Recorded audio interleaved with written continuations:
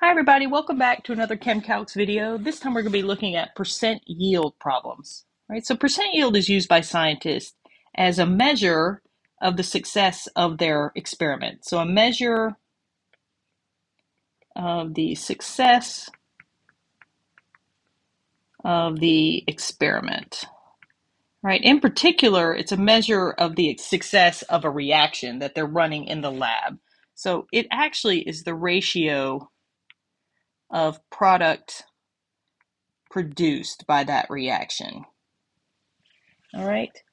It has a formula, so it's kind of a mixture of stoichiometry and formula-based work. We need the stoich first, but the percent yield formula is pretty straightforward. Percent yield is going to be equal to the actual yield of the experiment divided by what's called the theoretical yield. And then you multiply that by 100%. All right, so let's define what these two things are. Your actual yield, all right, is the amount of the product that you actually collect, so that you experimentally collect. All right, so this is not a number that you can necessarily calculate. All right, this value usually is given within the problem. All right, your theoretical yield, on the other hand, is the amount you should have made. So the amount you should produce. And this is a calculated value.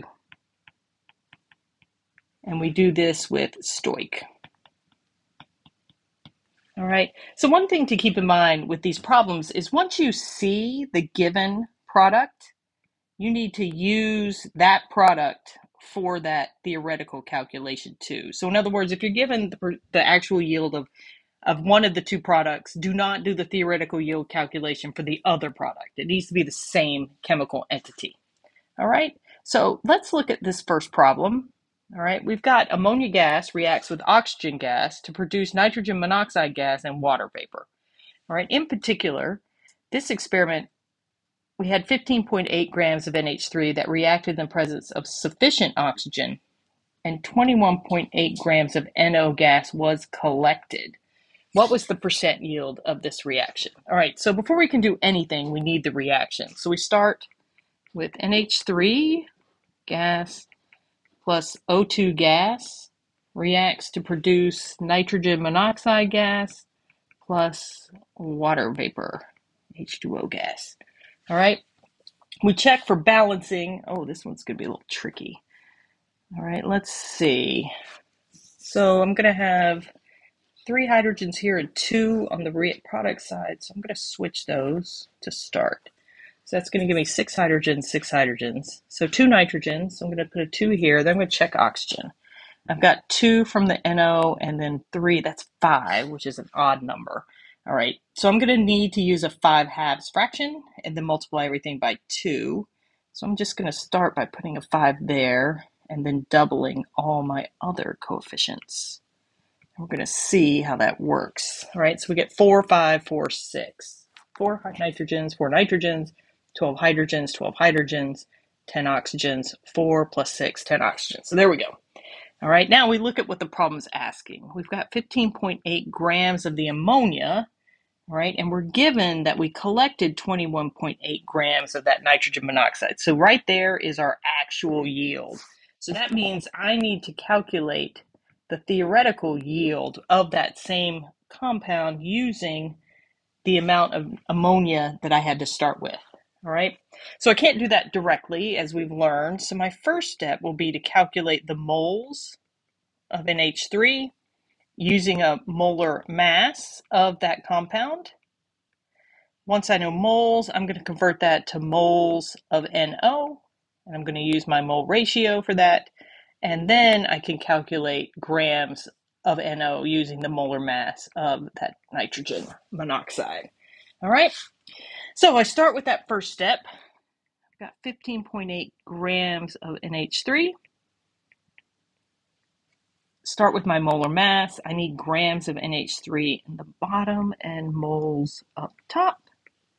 And I grab my periodic table and I calculate that 1 mole of NH3 has a molar mass of 17.04 grams. So those grams are going to cancel. Next step, mole ratio. Moles of NH3 on the bottom, so it'll cancel. Moles of NO up top. And I go check my balanced reaction. For every 4 moles of NH3, I'm going to produce 4 moles of NO. So I'm going to cancel those. And now I'm left with moles of NO, but I need grams. So I need my molar mass, this time of NO. Moles of NO on the bottom for canceling. Grams of NO up top.